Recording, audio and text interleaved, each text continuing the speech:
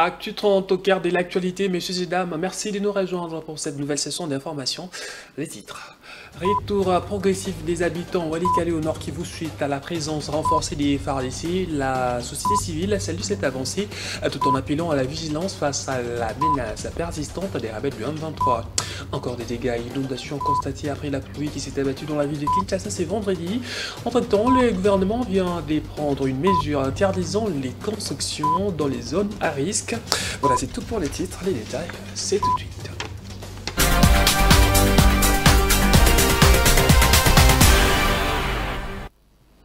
Bienvenue à tous si vous nous rejoignez. D'abord, cette nouvelle. Le président de la République, Félix Tshisekedi, a reçu jeudi à la Cité de l'Union africaine les lettres de créance des 4 nouveaux ambassadeurs accrédités à Kinshasa.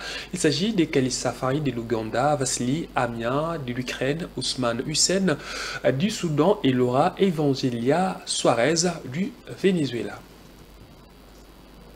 En séjour de travail dans le Haut-Katanga à Lubumbashi, les vice-premiers ministres en charge de l'intérêt et sécurité, Jacques Mashabani, a appelé les forces de l'ordre à redoubler d'efforts dans l'application de la nouvelle politique de sécurité, une démarche qui s'inscrit dans la volonté du gouvernement de renforcer la gouvernance sécuritaire à travers les pays.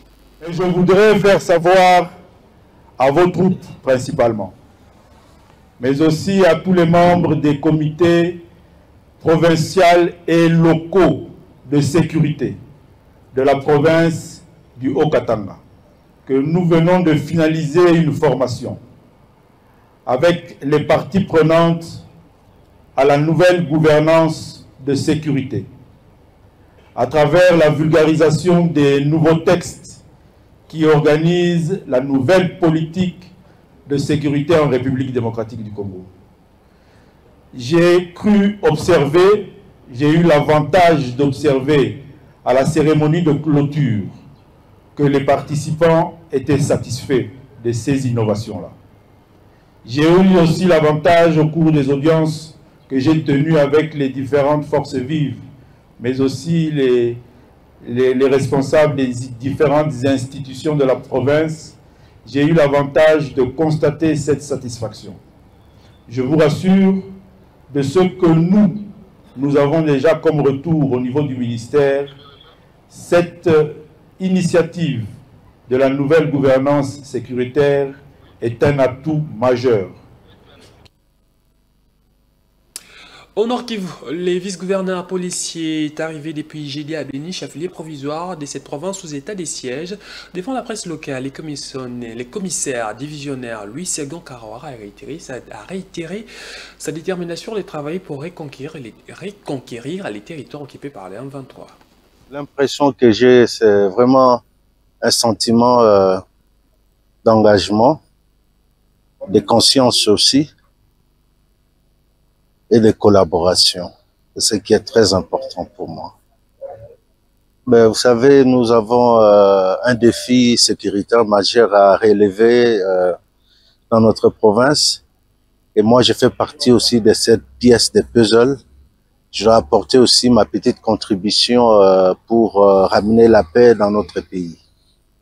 Mais la population de Nord Kivu, pour la population de Nord Kivu, je vais leur dire de continuer à faire confiance aux forces de sécurité et de défense parce que nous sommes là pour eux. Nous allons faire de notre mieux pour que chaque périmètre de notre pays soit récupéré afin que la population vive en paix. Entre-temps, la population regagne petit à petit la cité des Walikale dans la province, toujours dans la province du Nord Kivu, depuis les retours des FARDC. C'est Fiston Misona, membre de la société civile, qui livre cette information. Cependant, cet acteur interpelle les forces de l'ordre à la vigilance face aux rebelles du M23. La situation se normalise petit à petit du fait que lorsque la population a suivi, lorsque la population a entendu que l'M23 n'existait plus au chef-lieu du territoire, la population a commencé à rentrer vite et au moment où nous parlons, en tout cas bon nombre de la population rentre déjà dans la cité du fait que les FARDC Ouazalène qui contrôlent la cité et ses environs, et voire même au-delà de la cité de Walikale. Et l'M23 se situe actuellement dans le groupement Louberique, à Cachebert précisément, les derniers villages situés en limite avec le territoire de Massissi. Alors que nous entendions que M23 puisse continuer là où ils sont venus, donc à Goma, au Rwanda.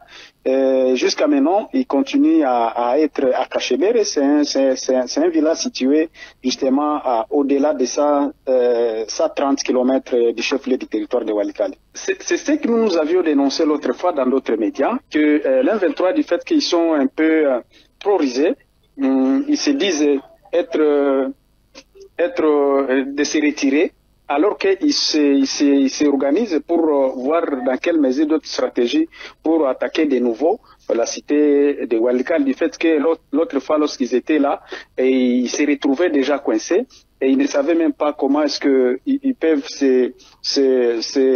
peuvent avancer dans d'autres villages. Alors, nous craignons fort et nous alertons une fois de plus les autorités congolaises en fait d'être prudents, mais aussi de déployer le plus vite possible le long de cette route et de poursuivre l'ennemi jusqu'à sa dernier retranchement. Direction à présent la province des Lualaba, les dénonciateurs des actes de corruption peuvent donc se sentir à l'aise. Toutes les mesures sont prises pour les protéger. Assurance donnée par l'inspecteur-chef des services de l'UGF, Julia Lingetekei, au cours d'une conférence organisée dans la ville de Kolwezi. La troisième question que j'ai captée venait des patients. Il est président de la jeunesse d'IVA, si j'ai bien suivi. Il a dit les dispositions prévues pour la dénonciation de la corruption. Cette question est revenue 2 ou 3 fois.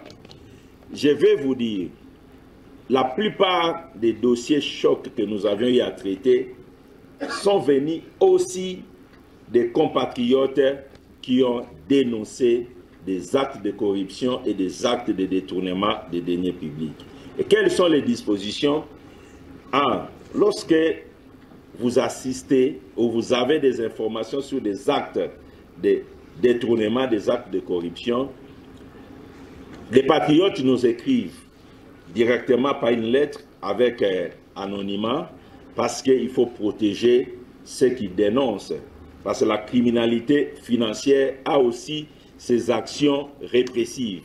Donc, vous pouvez dénoncer en écrivant, vous pouvez entrer dans notre site web, c'est accessible, ou vous pouvez également prendre notre adresse email pour écrire et dénoncer.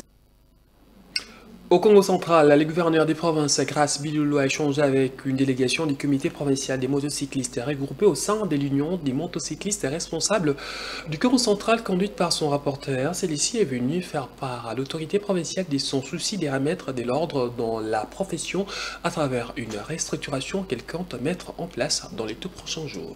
C'est en son résidence officielle du quartier Palace, dans la municipalité urbano-rurale de Matadi, que le gouverneur de province, Gaskwanga Maswangi Bilulu, a échangé en début de la soirée du mercredi 9 avril 2025 avec une délégation du comité provincial des motocyclistes regroupés au sein de l'Union des motocyclistes responsables du Congo central, Imorkasi. Celle-ci est venue faire part à l'autorité provinciale sa vision allant dans le sens de la restructuration qu'elle pense mettre en place dans l'exercice de cette profession. Elle a profité de l'occasion pour solliciter le soutien et l'accompagnement du chef de l'exécutif provincial dans cette démarche. Nous sommes venus solliciter auprès de son Excellence pour qu'il soit notre membre d'honneur. Vous êtes sans ignorer que les motocyclistes sont considérés comme de gens sans valeur, mais nous voulons faire la différence. C'est pourquoi même la dénomination, c'est l'Union des motocyclistes responsables. Son Excellence, Monsieur le Gouverneur, nous a bien reçus. Je crois bien vous serez témoin des actes que nous allons poser sur le terrain, des actes qui vont honorer pas seulement l'Excellence, Monsieur le Gouverneur, qui est notre membre d'honneur, mais plutôt toute la province du Congo central à travers cette structure Imorkasi. Après avoir constaté certains peut-être manque de soutien de cette catégorie de personnes, alors il fallait créer une structure qui pouvait, n'est-ce pas, commencer maintenant à s'occuper d'eux. À chaque fois, il y a un problème. À chaque fois, un motocycliste, il peut avoir des problèmes en justice. Et surtout, dans un premier temps, nous avons pu constater que les motocyclistes sont maltraités par plusieurs personnes. Et à un certain moment, parfois, on leur colle certaines catégories, peut-être des noms, tantôt ce sont des voyous, tantôt ce sont des koulouna. Alors, il fallait qu'on puisse créer ces structures pour les accompagner. Tout porte à croire que cette nouvelle restructuration pourrait rétablir de l'ordre dans la profession dont les habits ne sont plus à démontrer de nos jours. Je l'avais annoncé à l'entrée de ce journal. Face aux inondations récurrentes dans la ville de Kinshasa, le gouvernement congolais interdit toute construction dans les zones à risque. Il mobilise ainsi les ministères des infrastructures et des affaires foncières pour le curage des caniveaux et drainage des rivières. Une campagne de sensibilisation est annoncée pour encourager la gestion des déchets et le respect des normes urbanistiques. Objectif, renforcer la résilience de Kinshasa et bâtir une ville durable. Et pour la journée d'ici vendredi, plusieurs cas d'inondation et autres dégâts matériels sont à signaler après la pluie. Les pluies diluviennes qui se sont abattues dans la ville de Kinshasa, causant plus de 40 morts et plusieurs déplacés, ne cessent de susciter des réactions dans l'opinion publique. Le coordonnateur du mouvement national des consommateurs lésés en charge le gouvernement congolais pour jouer l'amical. La RDC manque une politique de gestion des catastrophes et tâtonne lorsque la situation intervient. On l'écoute. Kinshasa est encerclé quasiment, traversé par la rivière, par le fleuve Congo plutôt, n'est-ce pas? Et vous avez une panoplie de rivières, la rivière Kalamu, la rivière ceci, dans la capitale. Ça veut dire que, ipso facto, les inondations vont venir. Les inondations sont inhérentes aujourd'hui face au réchauffement climatique, elles vont venir. Mais comment est-ce que Kinshasa s'y prend? Avons-nous aujourd'hui un mécanisme de gestion des crises? Avons-nous aujourd'hui un plan national ou encore un plan provincial de gestion des crises? Non. Les crises surgissent. C'est là que l'on bricole. C'est là que l'on se rend compte qu'on n'a jamais d'hélicoptère dans la ville. C'est là qu'on se réveille. Si ce n'est pas de l'incompétence, cher ami, ça révèle de quoi d'autre? Quand on dirige une nation, on prévoit plusieurs scénarios. En cas de crise sécuritaire, voilà ce qui devrait être fait. On doit avoir un protocole. En cas de crise environnementale, voici les protocoles. Voici les camps qui sont réquisitionnés pour héberger les personnes touchées par la crise. C'est cela la compétence. Parmi les causes principales des inondations dans certains coins de la ville de Kinshasa, l'on retrouve en premier lieu les constructions anarchiques. Ces explications ont été données il y a peu de temps par les directeurs généraux de l'Office des voiries et drainage OVD. Ces explications en détail dans cet élément que vous propose votre rédaction.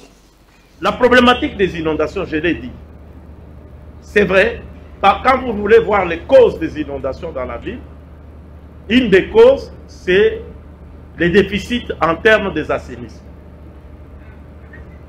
Dans la ville de Kinshasa, la plupart des assainissements que nous avons, c'est des assainissements du temps belge et qui était un système enterré, qui est complètement saturé aujourd'hui, sur lequel on ne peut pas compter. Maintenant, on est en train de faire de nouveaux systèmes de drainage à ciel ouvert qu'on est en train de construire. Mais nous avons un déficit en termes de système de drainage. Ça, c'est une des causes principale. Et c'est notre ministère, ayant compris ça, a mis en place un mécanisme de recrutement pour recruter un consultant pour que nous puissions supprimer ces gaps que nous avons en termes de système de drainage. Il y a un travail qui est en train d'être fait. Mais ce qui existe, nous faisons l'équirage. Mais il y a aussi l'incivisme qui fait que vous faites aujourd'hui, demain c'est plein, quand il pleut, l'eau déborde, ça crée des inondations. Donc il y a un travail de sensibilisation, un travail de vulgarisation qui doit être fait, non pas seulement par l'OVD. Je crois qu'à un certain moment, nous avons même fait des spots pour sensibiliser les gens. Donc il y a ce travail qui doit être fait par toutes les autorités municipales, urbaines, qui doivent nous accompagner dans ce travail. Il y a l'incivisme. Les gens qui ont construit des constructions anarchiques, qui ont construit sur les collecteurs, Il faut casser ça, absolument. Nous avons des exemples. Je crois que si je demande au DPK de citer quelques exemples, je crois le gouverneur Gekoko nous avait aidé à casser à Kalamou, n'est-ce pas? Ça aussi, il y a le civisme qui fait que on avait visité ici le répartiteur de la SNEL, je crois que le président était venu là-bas, le premier ministre. Il y a des constructions qui sont sur les collecteurs. Beaucoup de gens se disent, ah, mais pourquoi? Pourquoi il y a un problème. L'avenue TP, où on a loti, normalement, ce n'était pas des zones où on devait lotir. C'est là où on doit faire les caniveaux. Mais les gens ont construit, c'est des petites ruelles comme ça. Ils ont obstrué les caniveaux. Quand il pleut, vous avez un problème vers Forgeron là, avec les ponts, et l'eau arrive, c'est comme ça, parfois, bon, on a ravi son mort. C'est ça. Donc, il y a des problèmes qu'il faut voir pour résoudre ces problèmes d'inondation.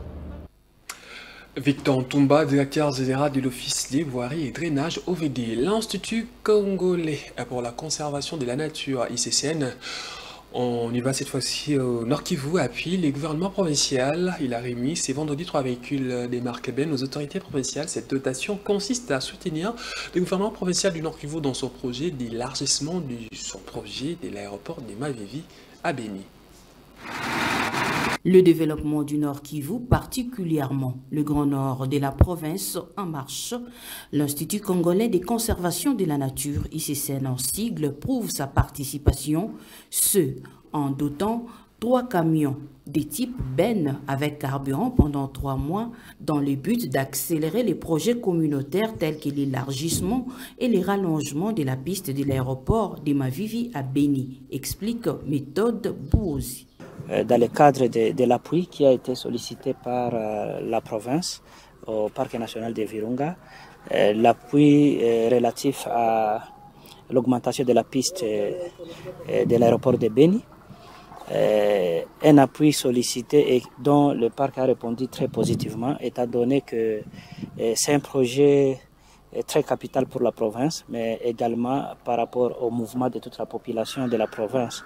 Satisfaction de la part de la société de service Viumbira qui est sur le chantier d'Ixit, le directeur général Kadekoule Viumbira. Nous sommes ravis de l'appui du gouverneur qui ne cesse de nous donner des appuis de part et d'autre, de solliciter les gens qui sont venus nous aider. Pour le compte du gouverneur militaire du Nord Kivu, le général-major Évariste Somokakoulé, le conseiller principal en charge des infrastructures, Maître David Kamoua, salue l'engagement des partenaires du gouvernement provincial. Il y a juste 2 semaines que son Excellence a sollicité l'appui de l'ICCN pour les travaux d'élargissement de l'aéroport de Mavivi et juste 2 semaines après, l'ICCN a répondu favorablement.